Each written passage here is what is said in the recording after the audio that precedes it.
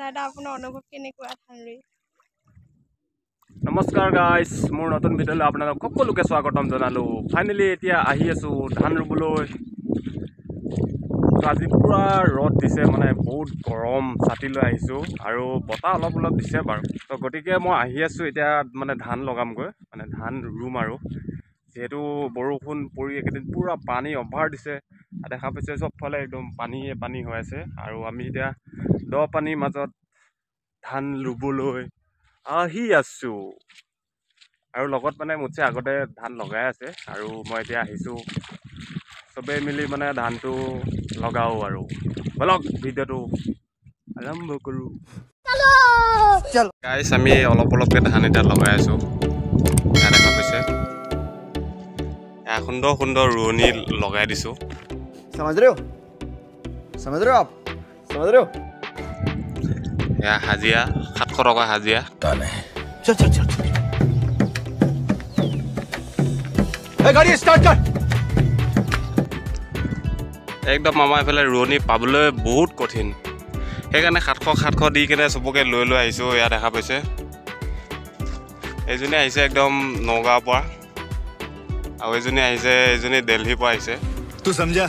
हाँ नहीं तू समझा नहीं। আৰু এইজনী দেখা পাইছে, এইজনী আহিছে একদম কলকাতা। মানে ইয়াত আমাৰ ৰোৱনী পাব বহুত কঠিন যে। আৰু ইফালে দেখা পাইছে শকত মানুহজন, এইজনক লৈ অনা হৈছে গুৱাহাটীৰ পৰা। মানে একদম ট্ৰেইন ষ্টেচনতে পালোঁ। कैसे कैसे लोग रहते हैं यार यहाँ पर। साला तुमको पागल कुत्ते का गाड़ी उठा के ले जाएगा बता रहे हैं हम। এনে বেকাৰ বহি আছিলে, সেইকাৰণে বোলো বলক ধান ৰুব লাগিব, লৈ আনিছোঁ। আৰু লগত মই আছোঁ বাৰু। পানী চানী সিঁচিলোঁ এতিয়া, মানে এইখিনি মানে আতি যে সেইটো পানী নাছিলে, সেইকাৰণে পানী অলপ মানে লাহনীখন লৈ ছিটিয়াই দিলোঁ আৰু। বলক এতিয়া মই ধান ৰোৱাটো ষ্টাৰ্ট কৰি দিওঁ আৰু।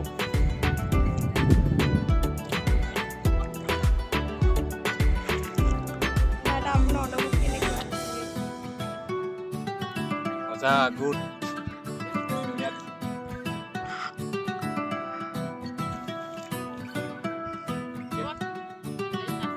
फटा रूट है, ये जो रोड अभी दे रहा है ना, वो फटा रोड है।